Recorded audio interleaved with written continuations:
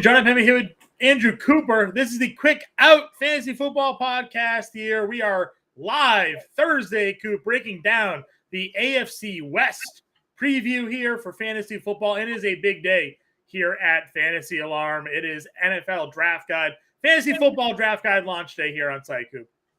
It's the day, ladies and gentlemen. Draft guide up and running. And just so you guys know, we put it out early because it's a living draft guide. So right now you're going to get everything we have ready to go. I have two sets of rankings in there. I have my regular rankings and I have the dynamic rankings. So you can not only see what I'm doing, but what I'm thinking with all that. We have Howard's rankings, everybody else, all the articles you're used to seeing. And then as we go through the season, we update everything. We post additional articles. So if you get in now, you get everything from here all the way up, live, all the way to the season, baby. Big day today. Yeah, huge day. Go to fantasy.com. Go to the All-Pro page there. Get the draft guide here. Get access to everything that we have to help you guys dominate your fantasy football drafts. And like Coop said, it's updated all season long. We got top 10 sleepers, busts, rookies. We got league strategy articles, positional-specific articles. About 1,000 player profiles are out there for every player on every team. We did that for you guys, all the fantasy-relevant players out there. Rankings, as Coop said, he's got his rankings. Bender, Ronis, Bowden, they'll have their rankings. Kev Tompkins has Dynasty rankings. Ivar Anderson has IDP rankings. So we're kicking it off today. There's plenty more to come with the Fantasy Football Draft Guide out there, but it is live now for all of you to take advantage of. Coop, it really is such a great time. And fantasy football really is a year-round thing now at this point. Yeah, 100%. I mean, we're already doing best ball drafts with all the members. We have the Scott Fish Bowl coming up soon, and once that kicks off, we're into redraft season. So I'm ready to rock and roll. There's so much content that people don't see if they don't get it because only a small sliver of our stuff is outside the paywall. Honestly, even though we do a bunch of it, most of the heavy hitting, important stuff that helps you dominate, that's behind the paywall. So get in there, get that. But enough about that, John. We got to get to the AFC West today. Yeah, we're breaking down the AFC West. The AFC West preview. We did the AFC East last week there. And this is obviously, a very interesting division top to bottom here, Coop. We will kick it off with the defending Super Bowl champions here, the Kansas City Chiefs. Last year, 14-3. They added an offensive tackle, paid a big money for Juwan Taylor here to join their roster. Juju Smith-Schuster left in the offseason. Now in New England, they drafted Rashee Rice. Vegas has their win total at 11.5 at -135. Their odds to win the West again, -165. And their Super Bowl odds this year are +600. Yeah, that so the Juwan Taylor, obviously a big signing, but that's essentially to replace Orlando Brown, who they lost. So, he has always wanted to play left tackle. That's why he got traded from the Ravens in the first place, because they had Ronnie Staley at left tackle, and they said, hey, no. So that's how he got moved in the first place. Once again, getting moved because he doesn't want to play right tackle. That's where Juwan Taylor is going to play. They have Donovan Smith at left tackle. So, at the end of the day, they're hoping it'll be a wash. With this team, I mean, they didn't really add too much. The one significant addition I felt that I might be going on the radar for some people is Rashee Rice. I think as a second-round pick, he wasn't very high in people's eyes before the draft, in the pre-draft analytics, the Devy community. But we have to respect that he went as a second round to the Super Bowl winning team that lost Juju Smith-Schuster. We've seen Sky Moore, Kadarius Toney, another interesting one. But, I mean, he could take a step forward here. So I'm kind of interested, John. Are you drafting him at all in best ball drafts early, or where are you at with So I got some late exposure to him, obviously. But, for the most part here, I'm a little skeptical. We saw obviously Sky Moore last year drafted with similar draft equity and didn't really play all that much.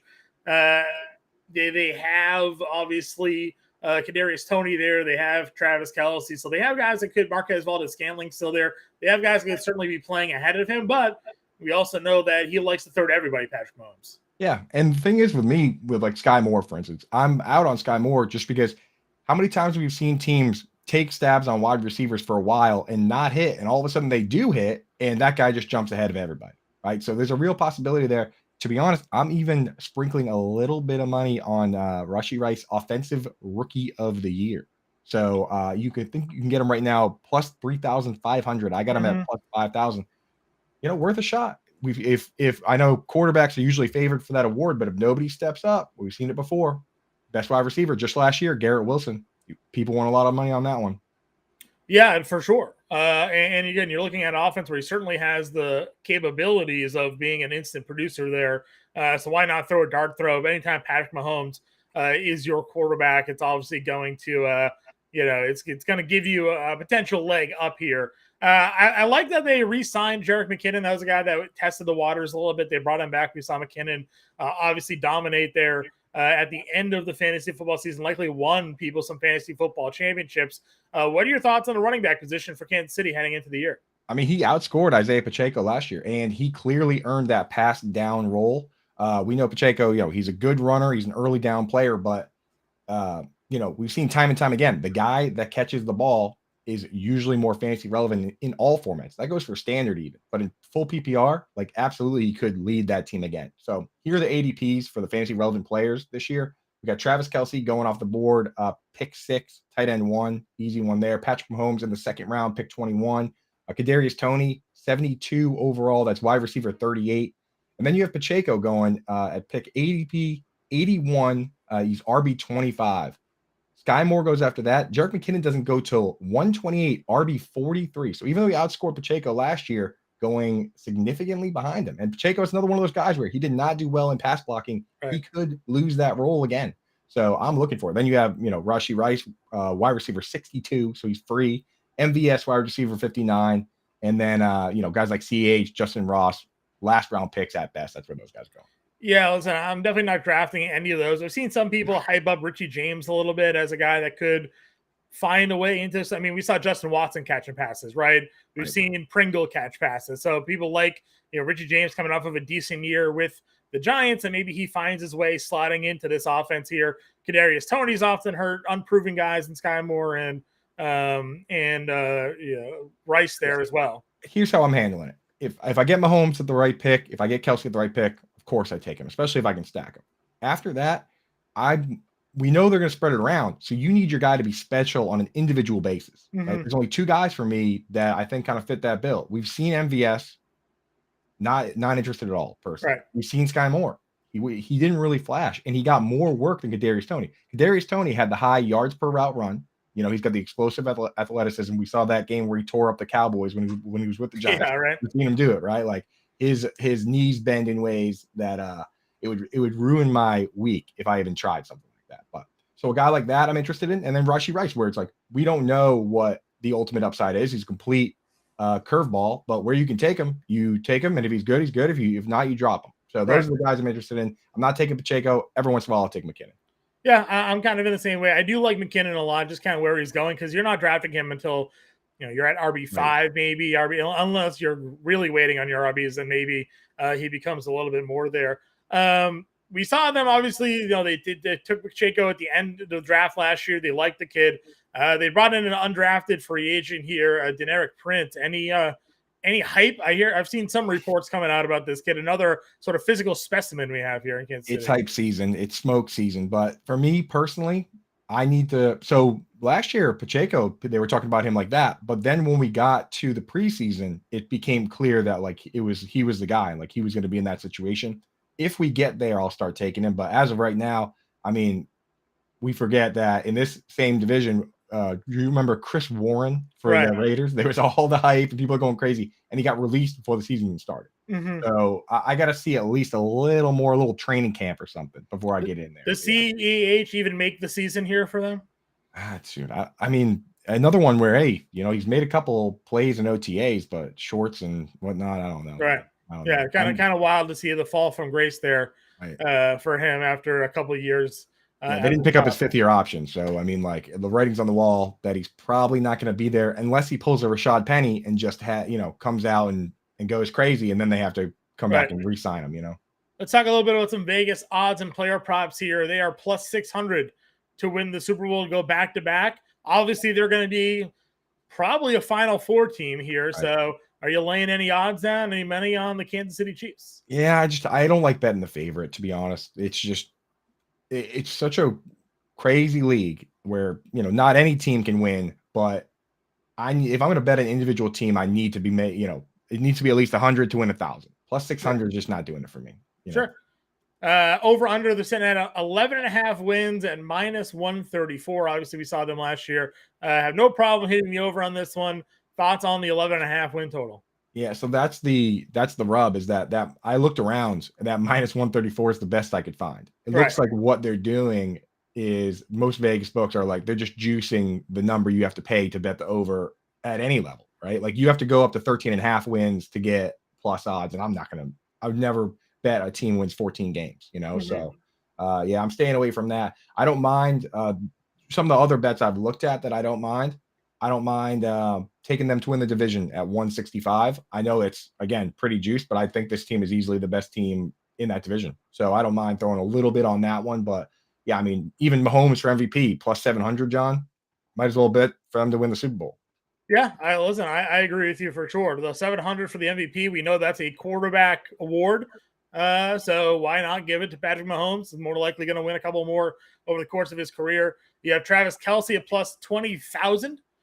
Yeah. You're really looking for what? What does he have to do as a tight end to win the MVP? I mean, I think he just, like any other player, you have to just be far and away the best player. So if he can come out and put together a season that would be the wide receiver 1 season, then I think he would deserve it, right? Like they don't care about positional scarcity when they're voting for these awards, though. So you have to actually put the numbers up. You have to go full Cooper Kupp to win the award, as we saw, right? So yeah, and that's the thing about it's such a quarterback heavy position. I was looking at it. Mac Jones has better odds of winning the award than any position player. The highest odds or the best odds are Christian McCaffrey at plus 8,000. Everyone ahead of that is a quarterback, right? Like Trey Lance is at like plus 3,500. It doesn't even matter. Zach Wilson has better odds to win the MVP in most sports books than Travis Kelce. He's like plus 15,000. Kelsey's 20. So, betting, you better truly believe if you're going to bet on a position player. Yeah, I agree with you there 100%. And then rookie of the year, you mentioned Rice at plus 3,500, but you got him in at plus 5,000. So always good to be in there. Like, didn't you? Was that a draft night bet during the draft? Yeah, shout out. Yeah.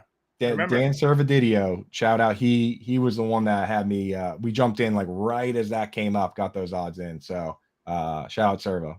Nice. All right, let's move on over to the next division here. A team that had a lot of high hopes last year, dashed by poor coaching. We have the Denver Broncos last season finishing with a 5-12 record. Their best ads, maybe head coach Sean Payton going over here now. Running back Samaje Perine as well, coming over from Cincinnati, knowing with the Javonte Williams running back situation there. Biggest loss, Javonte Jones on a big deal in the offseason, leaving Denver. Marvin Mims draft pick there. Their Vegas win total sitting at 8.5. Odds to win the AFC West at plus 550, and their Super Bowl odds at plus 4,000 for the Denver Broncos. Yes, and I now see our own Tommy Roush in the chat throwing the tomato emoji in there. We had a bet last year on who would win more games, the Broncos or the Raiders, and I had to eat a tomato live on the show. So thank you. How was that? Are you a tomato fan? Not really, dude. And the thing is, like, eating it like an apple is a totally different. Like, we're not talking about a slice on a sandwich, right? Sure. Like, eating it like an apple, man. There's no escaping that. So yeah, that was a lot of fun, Tommy. Thank you. Yeah, for these guys, I can really see them bouncing back, and I'm willing to. We'll get to some of the betting and ways you can come at it here, but I'm willing to take Russell Wilson at his current ADP, QB 18. I mean, this is a guy that. Last year, he finished higher than QB 18, and we all said he sucked. If he's the same as he was last year, he's going to give you, I mean, at least in 2 quarterback, super flex, or best ball, he's going to give you that value back. The question is whether when you take a QB 18 in a 1 QB league, can he become a QB 1? Can he be the Russell Wilson that we've seen in the past? Well, I mean, we saw just last year that when the Jaguars got out from under Urban Meyer, switched to Doug Peterson, all of a sudden Trevor Lawrence looked like a real MVP caliber quarterback after looking pretty bad the year before.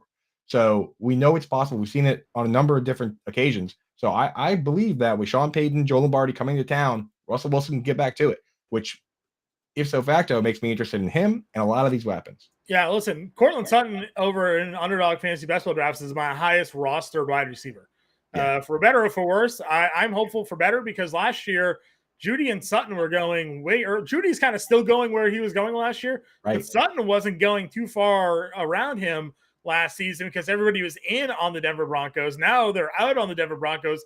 Judy's ADP didn't really move, but Sutton is all the way back. If we're thinking something's moving forward here, I think Sutton has a real chance to break his ADP right now. Wide receiver 48 for Cortland Sutton, like crazy. I'll take some of that. I am taking some of that. Absolutely. And when you look at what this team is doing, what Sean Payton wants to do, he's bringing in a lot of his old friends, but it's not guys that soak up targets. They soak up snaps. And we're talking about like Adam Trotman, Chris Manhertz, and the fullback Michael Burton. These guys all played for him in the past. The fullback has played at times, this guy Burton, for him on the Saints, 25, 30, 35% of the snaps.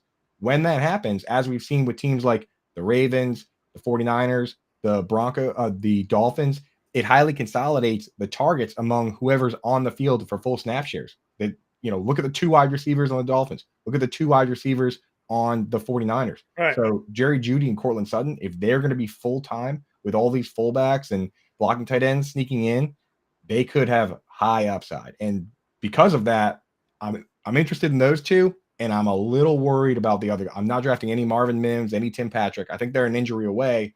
And then Greg Dulcich, personally, if you kind of have to make your bet. If you think he can get more targets than either Jerry Jeudy or Cortland Sutton, you're in on Dulcich. Otherwise, you're out. And I'm kind of out. Yeah, our guy Mark in here asking the Tim Patrick ADP. Currently wide receiver 88, ADP 206. Again, he's going to need to probably find a path to playing time through injury. We were obviously kind of high on Tim Patrick last year before the torn ACL kind of shut him down there. He was a guy that could just score touchdowns, right? They put him in the game, he'd find the end zone, but definitely the wide receiver 3, 4, depending on how they use Marvin Mims in this offense. And like you mentioned, maybe the number 5 target there. Exactly. And the thing is, his ADP is 206, John. So we're talking undraftable, waiver priority. In Underdog, there are 218 total picks. So that's like a quintessential last round pick if you want to just say, hey, this guy might score some touchdowns, right? I mean, he's a big fella. Again, the game here, Tommy, talking about Javonte Williams. How are you approaching Williams in drafts right now? Are you taking him at all? No, he's full stay away from me just because, I mean, this is the problem that I'm seeing is that Javonte Williams and his injury is being compared to Breece Hall and his injury, and Breece Hall is kind of getting moved up by it. Everyone's kind of in their mind saying, okay, Javonte's injury is worse, so we're going to fade him. And then Breece Hall, he's been on the field. We're going to move him up. Both these guys could struggle. It's not as simple as just you're back and then you're back to 100%. Oftentimes, the production definitely dwells a little bit in the first year back. So if I'm worried about Breece Hall, I'm double worried about Javonte Williams. Samaje Perine's the guy I'm drafting. And I think the best way to deploy a guy like this is not in best ball, where you need the guy to be there for championship week. In regular leagues, if you're doing 0 RB and you need someone to start for you the first couple of weeks while you hit on breakouts, that's where this guy shines, right? Because I have no problem if I'm waiting on running back forever and I just need someone to start the first like 4 or 5 weeks while I try and hit the big breakout, the home run swing. I have no problem putting Samaje Perine in week 1. We've seen Samaje Perine when he asked to step up in place of Joe Mixon when he was at Cincinnati, have some good games. I guess the question is if he's asked to be a prolonged starter, just do some of his deficiencies that kept him from being a lead back in the NFL start to rear its head there. Yeah. But at the very least, we know he's an elite pass catcher, so is going to bring some good value there. Also, if you're looking at their current depth chart, they don't really have much behind those two.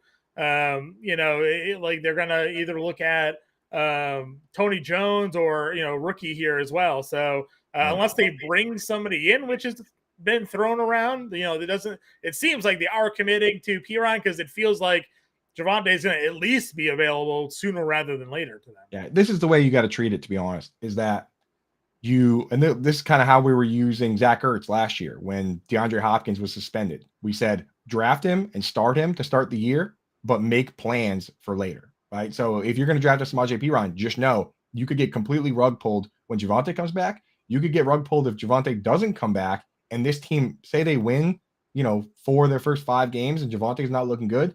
Maybe they go out and sign somebody. Maybe they add somebody, you know. So I'm planning, if I'm drafting him, it's usually in a setup where I have guys on my bench that are high upside guys, but I can't trust. And this is a guy that I'm kind of starting. Same with like a Jamal Williams if Alvin Kamara gets suspended, right? Like we have these guys to fill in for the early going while we find the breakout. So that's how I'm treating this player. I think that's the way it should be treated in a lot of leagues. Yeah, there's a lot of obviously name value free agent running backs out there still. Right. Ezekiel Elliott, Leonard Fournette, Kareem Hunt, and now you add Dalvin Cook to that list as well. Eventually, I have to assume at some point, those guys all find a home. I'm a little surprised that we're through OTAs at this point, and they're still all kind of floating out there. So I have to think by spring, someone will land one of those guys somewhere here, but that will certainly be an interesting story. Vegas totals and props for them, Super Bowl odds plus 4,000 for the Denver Broncos here.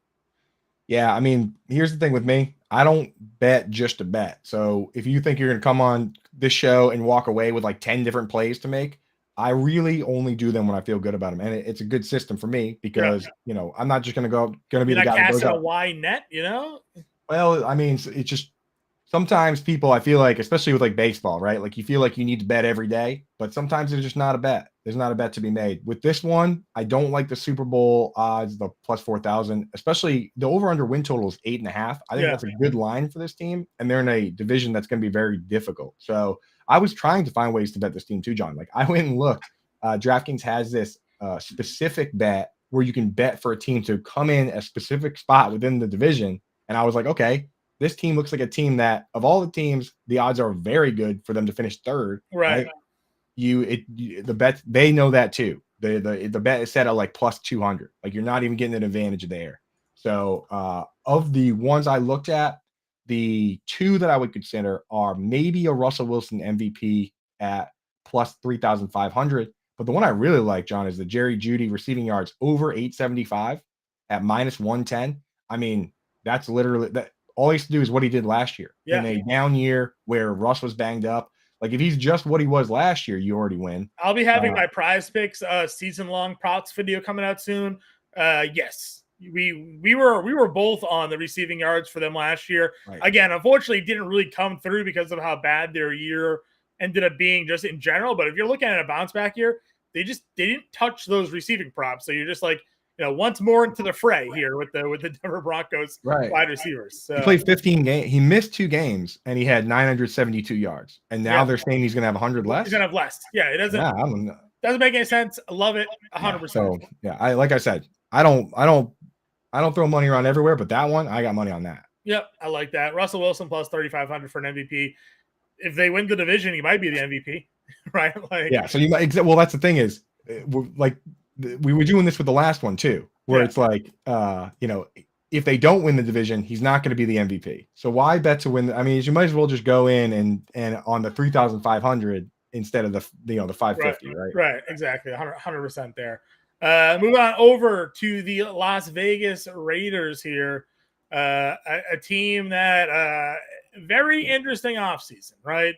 They lost Derek Carr, basically benched him at the end of last year, signed the end of times there for him. They brought in Jimmy Garoppolo to be the quarterback, but now question marks surrounding Jimmy G and his health. They went 6-11 in the first year with Josh McDaniel. They drafted tight end Michael Mayer there to replace Darren Waller. Vegas has them at just 6.5 wins at minus 110. Not good for them. Plus 1,100 to win the West. Their Super Bowl odds at plus $6,500.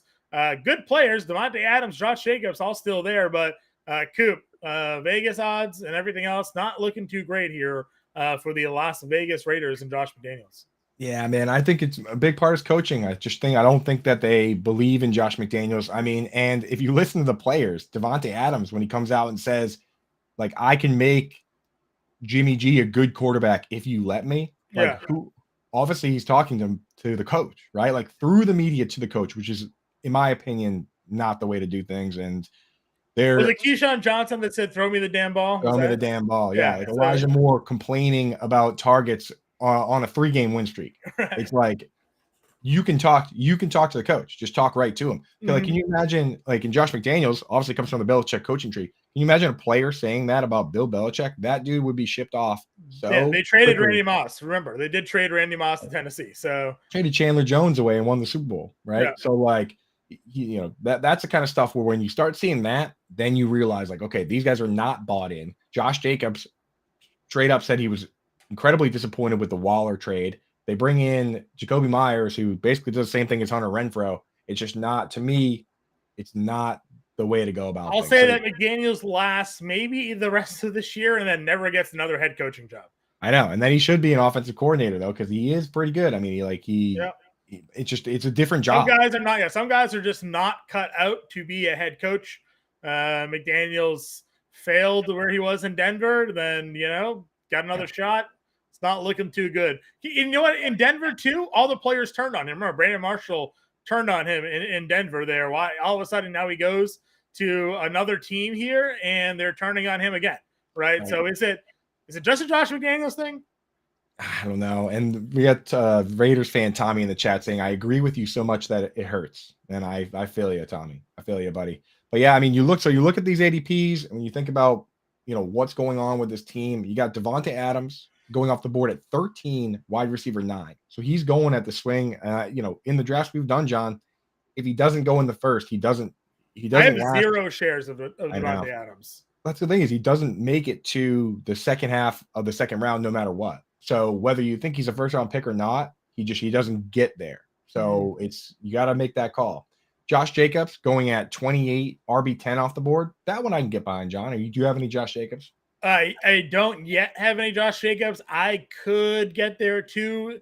Last year's workload worries me a little bit. Again, he's a guy that has, he wore down a little bit last year as well. Again, how committed is he? How good is this team going to be? I mean, he was an animal in the middle of that season, right? Like huge outlier games, tremendous workload, tons of fantasy production. He's the RB1 in that was like 4-game span. Basically, he got like half of his rushing yards on the year. So I don't mind getting there, but I haven't gotten there yet. So I've actually taken, I told you this, I've taken more Zamir White in drafts this year as my last pick, basically, thinking that this team could be a dumpster fire, that Jacobs could be done or sit out or just get benched, or like they did with Derek Carr there, and he could be a guy that steps up. Another guy that has that athletic profile. He's big, he's fast, he can do a little bit of the same things here. So I like taking more dart throws in best ball drafts on Zamir White than spending an early pick on Josh Jacobs here. Yeah, and if you had if they are as bad as we think they might be, that's the time to trade Devontae Adams. That's the time to trade Josh Jacobs. Mid-season, say, hey, we got this guy on the franchise tag. We're not going to extend him to a long deal. Let's move him. So that's not a bad bet. With Josh Jacobs, what I'm doing is, and I've done a bunch of these, so I got a pretty good feel for it. When I get to the end of the second round and there's like Tony Pollard, Derrick Henry, Ramondre Stevenson, Josh Jacobs, if all those guys are there, what I find myself doing is not picking one there and waiting till the beginning of the third. His ADP is 28, so that's kind of where he goes. And if he's the last one there, or one of the last ones there, then I scoop him up. So that's kind of the feel I have for it, where I'm not going crazy to get him. If I can get him in the third round, though, feels like an easy pick. So that's the way I've been treating Jacobs. Jacoby Myers, Hunter Renfrow, got none of them. Neither of them. I don't know about you. I listen. I don't know. There were. What is their upside? What is their upside? Like what can we possibly expect? They're not going to score touchdowns, right? They're not touchdown scorers. They're shallow intermediate route runners, and now they're not the number one, or they're competing to be the number 2 receiver. They could cancel each other out. And how good is this offense going to be? I don't have any exposure to this offense except for some late round picks of Michael Mayer, because I doubled up my buy at tight end accidentally in drafts, or I've just taken some dart throws on Zamir White when we get to the end. But I'm out on Jimmy G. I got no Renfrow or Myers. If I've been on the clock and Adams is there, I've been either taking a running back. I've taken Garrett Wilson over Devontae Adams, CeeDee Lamb over Devontae Adams. So I have 0 Raiders here. I'm with you. And the thing is, it's like, when you get to the range where Jacoby Myers and Hunter Renfrow go, my thought process is always like, okay, well, I think the quarterback could be sneaky. so I'm going to take this guy and then I'll take him later. Like I do that with like Derek Carr and Michael Thomas for some of those guys, but I don't like Jimmy G, not even as ADP at 212, QB 31. So how could you possibly like Jacoby Myers if you don't believe in Jimmy G, especially with all those redundant weapons? That's how I listen. We saw Garrett Wilson be good last year with some bad quarterback play, right? But is Devontae Adams going to be a top 10 wide receiver with Jimmy G / Brian Hoyer / who's the kid they drafted there? Aiden O'Connell. Aiden O'Connell, yeah. Right? Are we getting that from Devontae Adams? Like, I don't see it. So I agree with you. A huge chunk of Adams's points and yards came on throws over 20 yards, and that's been Jimmy G's kind of Achilles heel, right? Like what he gives you is, from a real life standpoint, is he can manage the game and he can run a little bit. I mean, he gets hurt every time he does it, but he's got some mobility. He's got the athleticism, but he doesn't really have that.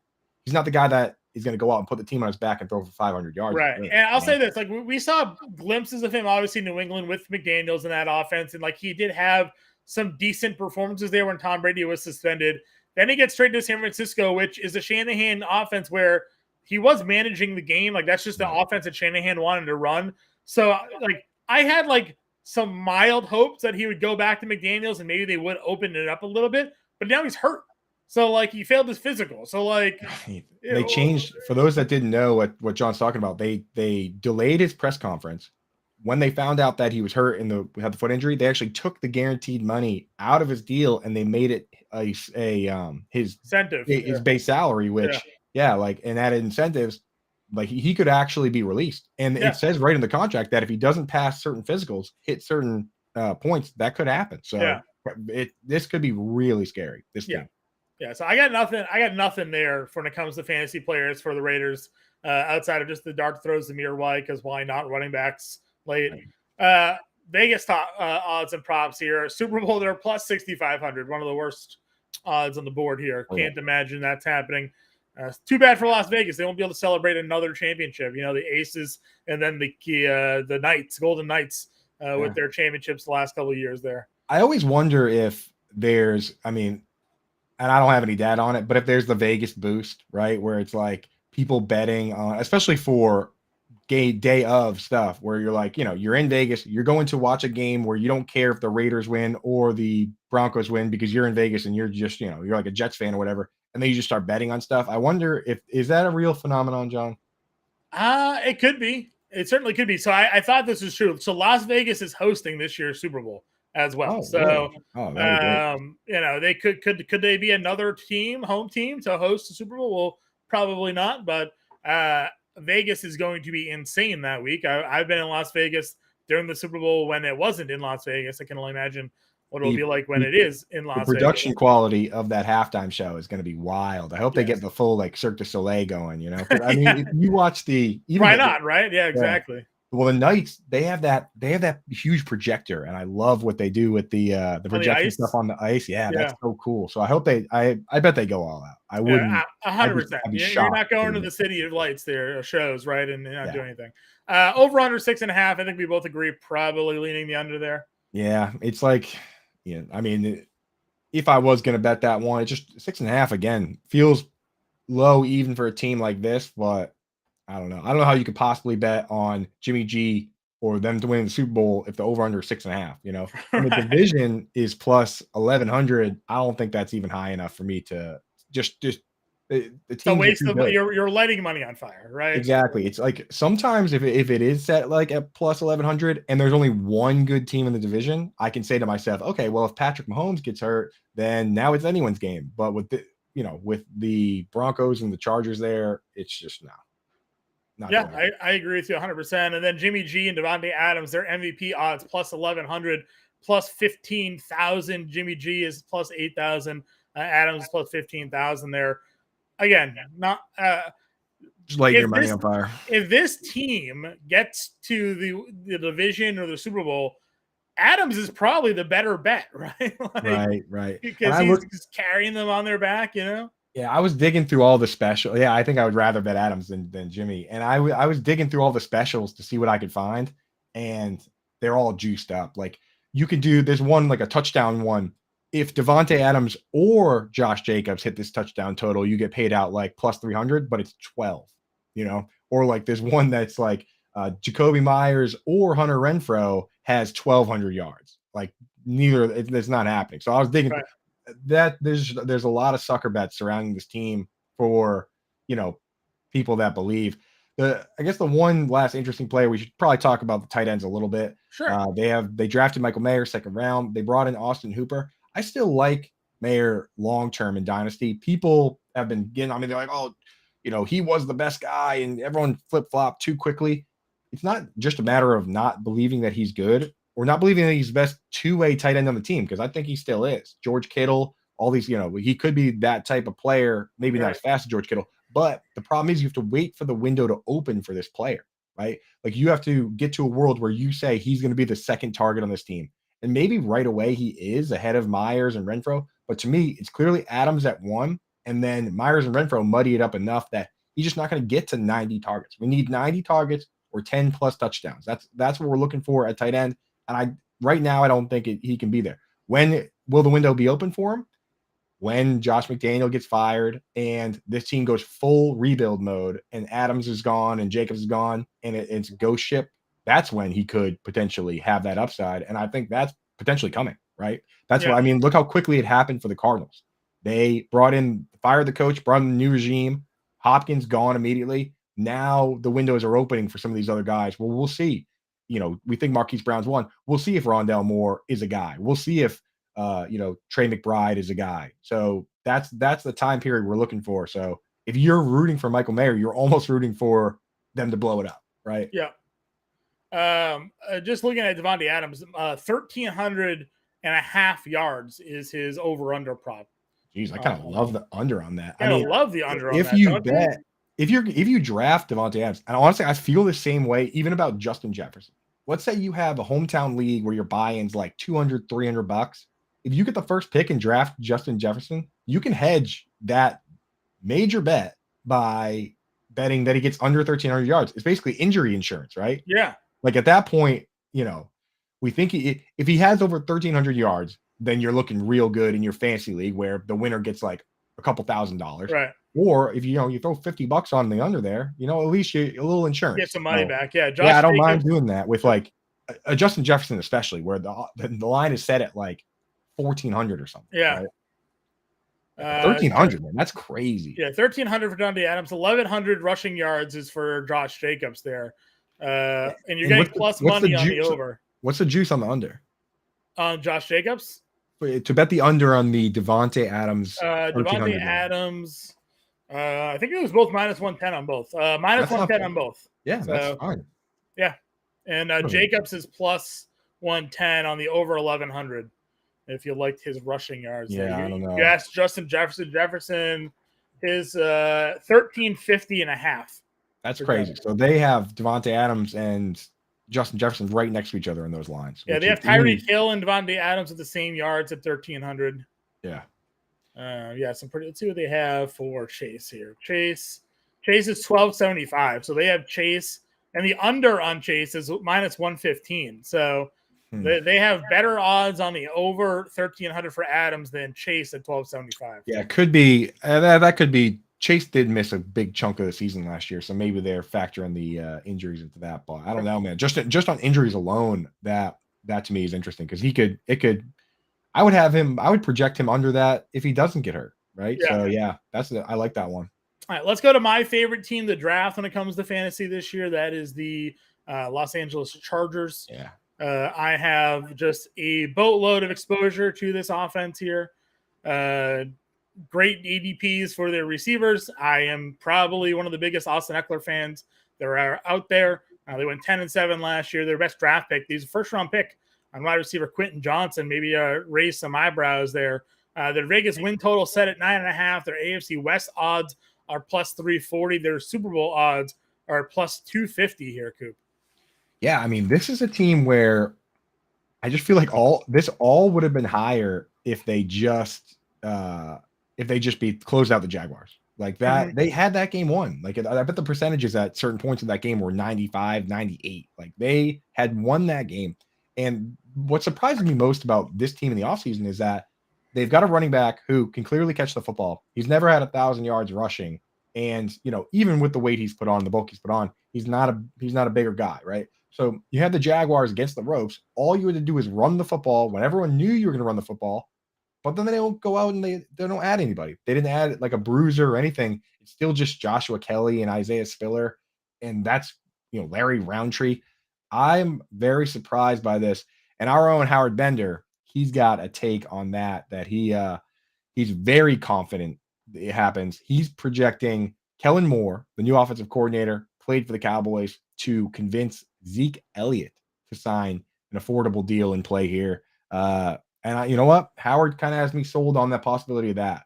Now, if that does happen, are you still drafting Eckler in, back end of the first? Or, if his 80, let's say his 80, if his ADP is anywhere in the second, I think I'm still drafting him no matter what, right? Yeah, I am not shying away from drafting Austin Eckler here.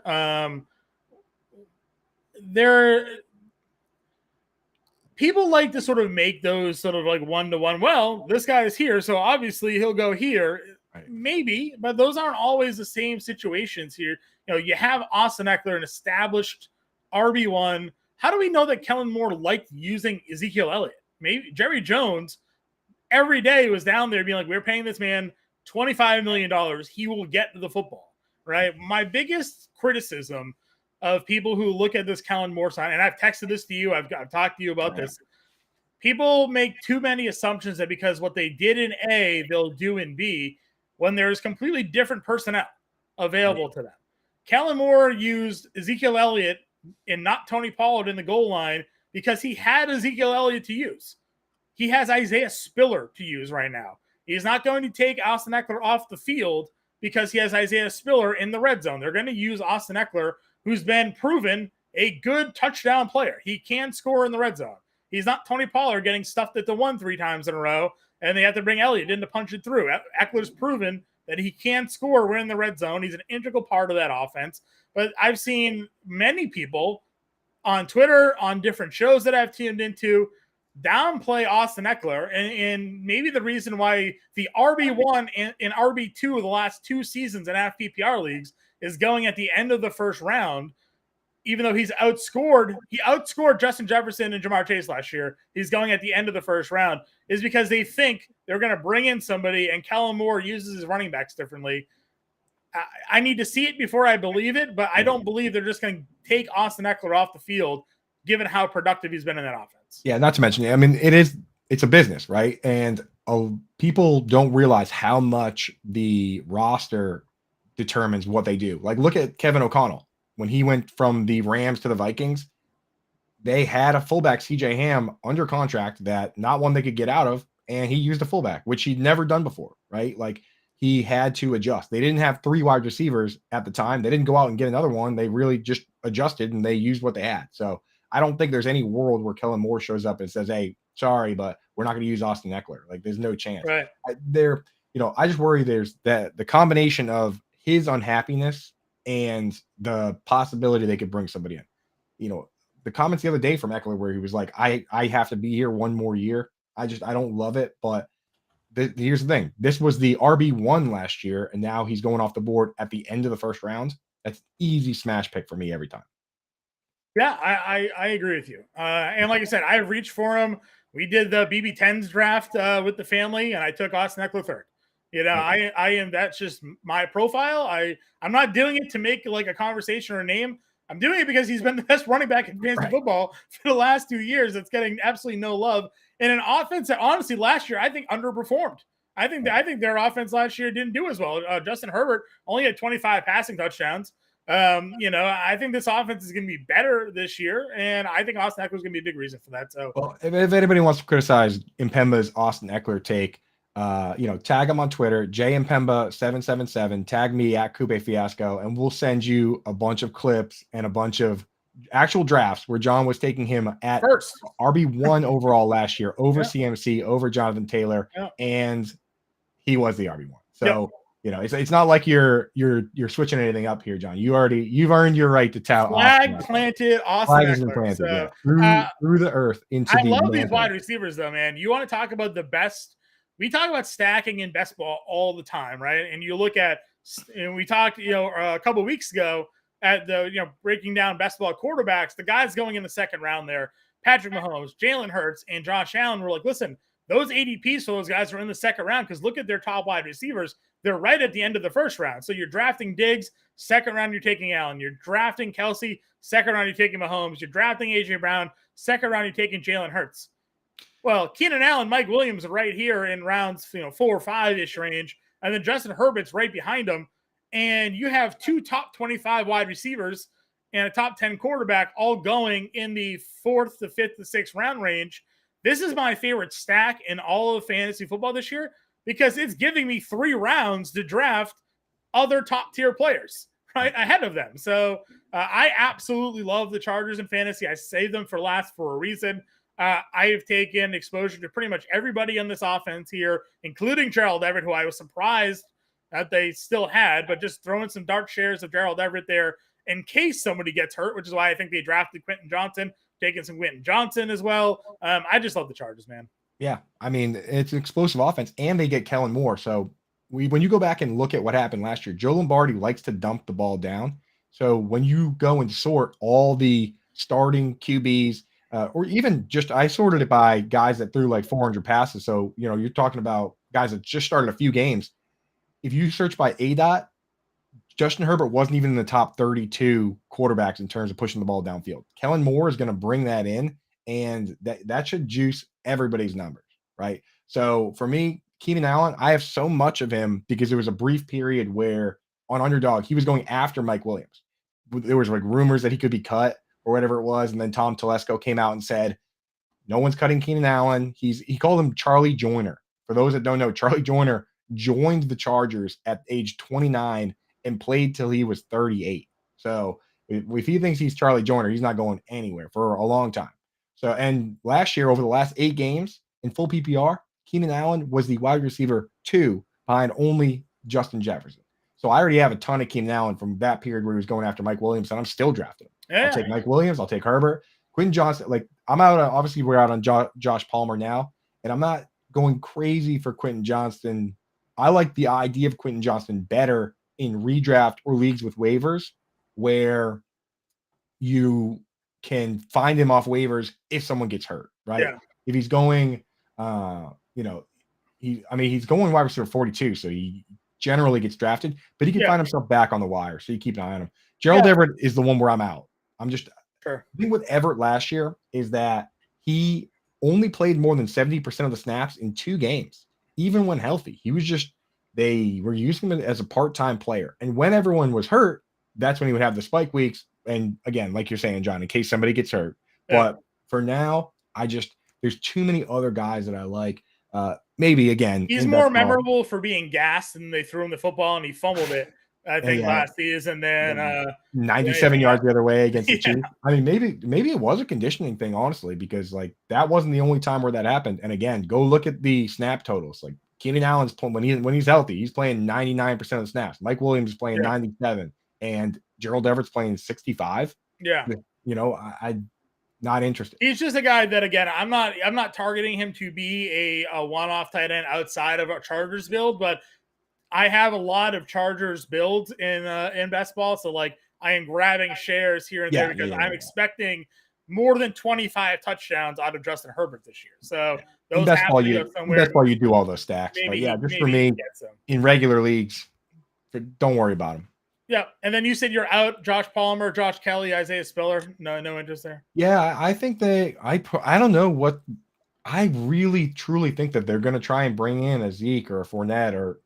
Hopefully not a Dalvin Cook, but somebody Dalvin Cook would break my heart. I think Eckler will play over Fournette and Zeke, but if Dalvin Cook finds his way to the Chargers, then I am probably crying in a corner somewhere. And it would hurt because the thing is, it's then it would be obvious that Dalvin would be the early down guy and he would be the third down guy, and it would just be the most annoying thing ever. It would be the Melvin Gordon, Austin Eckler situation all over again, right? All over again. And I do have a lot of shares of Dalvin Cook, so I guess it would help my stacks, but still, I mean, that line is. I like what they've done with that line. The window for this team to compete. I mean, if with Rashawn Slater and Zion Johnson, they got Corey Linsley, pretty good. I mean, if those guys all take a step forward here. I know they're pretty young, but we're talking Slater and Zion, both first round picks, right? So could happen. Definitely could happen there. Odds here over in Vegas plus 2,500 to win the Super Bowl. Again, I am high on them. I'd be willing to sprinkle. Been willing to sprinkle a little bit. Of all the teams in this division that we've gone through, that's the Super Bowl winner that I'd be willing to bet. Yep, I agree with you. Over under 9.5 set at -110. Again, I think they're the second best team in this division. They could compete with the Chargers. I don't think they're. I mean, the Chiefs. I don't think there's a huge separation between the two teams, skill set wise. Right. Coaching. I think coaching is the differentiator between the two. I think Andy Reid is just at this point just a better coach than what they have with Los Angeles. But I don't think player per player. I don't think there's a ton of gaps between them skill wise. Yeah, I mean, and if you really think about last year, like Keenan Allen missed like half the season. Mike Williams, did his thing where he gets all banged up. And what happened? They won 10 games. They won 10-7. The Chargers were beat up defensively for a lot of last year too. They get those guys back and healthy. Jackson, James, that whole crew. James is unbelievable, man. Right. He's so good. He power bombed Travis Kelce. Yeah, I know. That was awesome. But yeah, he just gets hurt. That's the thing with him. But yeah. So yeah, I don't mind taking him. Win the division. I'd rather just bet for them to win the Super Bowl at plus 2,500. It almost feels like something needs to happen to the Chiefs for them to get there anyway. So I'd rather not bet the division at plus 340 rather than just betting, the Super Bowl. And again, we mentioned this in the last show. When you bet a team to win the Super Bowl at plus 2,500, it's not a situation where they win or don't and you lose, because you can hedge, you can buy your way out of those, right? So if you have them at plus 2,500 and they get to the AFC Championship game, you have the option to just take $1,000, right? Like you have an option to cash out at different points. So that's how you got to play it with some of these longer shot odds. Plus 2,500 doesn't mean it's win or nothing. Like you can walk away in the second round of the playoffs at $500. I got a bet for you, Coop, that I think you're going to love. Keenan Allen receiving yards. Do you want to guess what it's set at? I already know it's set at. It's set the same as Jerry Jeudy, because I was looking at them next to each other on the sheet, and I was like, what the heck is this? 875.5 -110. Last year, obviously, he came under, but he played 10 games. He hit the over on this by like 400 yards in the previous 5 seasons. Now, 2020, he missed a couple games, still went over 992 yards, but 1,400 yards, 1,200 yards, 1,200 yards, 1,100 yards. The other 4 seasons, what are they? I don't know. What are they doing? It's injury. I think they're trying to be those injury prognosticators. I think they are. I think that's what it is, though. Because my first thoughts are always to think, and I very rarely bet running back overs because of that reason, right? It's such an injury prone position. Just trying to guess who doesn't get hurt is hard. But I mean, Keenan Allen, 875, he did that practically did that in 8 games. I say 8 games last year, because in 2 of those games he hardly even played, right? So like where he got hurt. Yeah. Easy one for me. Mike Williams is at 800 yards receiving. Mike Williams has gone over that in 4 of the last 5 years. The 1 year he missed it, only played 15 games, had 756 yards receiving. So very much on pace to basically break 800 yards in each of the last 4 years. He had 895 in just 13 games last year. 800.5 yards receiving for Mike Williams, Coop. Yeah. I'll take them both. The one that I wouldn't do is the rookie. Maybe if anything, bet rookie of the year, right? Where you can get some crazy odds, but I'm not going to bet on Quentin Johnson. Quentin Johnson's receiving yards. You just never know. You never they could bring him on slow, and now he's mixing snaps with Josh Palmer. Josh Palmer is not just going to go away. 575.5 for Quentin Johnson there. Yeah. And the thing is, like, DeAndre Carter oddly played a ton of snaps last year. He's supposed to just be a return guy, but because of injuries, he played a ton of snaps. He was all exercise team player. He's gone now. So there will be more snaps for Josh Palmer and for Quentin Johnston. It's just I can't predict either guy to play even 75% of the snaps. So I'm just not going to bet on 29.5 passing touchdowns for Justin Herbert is his number there for throws. Yeah, I mean, I don't know. Betting anyone to have 30 touchdowns it's kind of tough. All right. Well, here's another one. We've seen years where I've seen a year where Russell Wilson led the league in passing touchdowns with 34, right? Like we've seen Lamar Jackson lead the league with 36. Like sometimes the years are just not I don't know. In your mind, 30 is automatic, but Yeah. there's sometimes where it's a weird season. I don't know. Riddle me this one then. Okay. Justin Herbert passing yards, 4,450 and a half. He went over last year, 4,700 yards. He went over the year before that, 5,000 yards. Then as a rookie, playing just 15 games, 4,300 yards. I don't know. That feels low. That feels I don't low for understand Justin that Herbert, at all. man. That feels low. Yeah, that doesn't make any sense, especially with Kellen Moore coming in.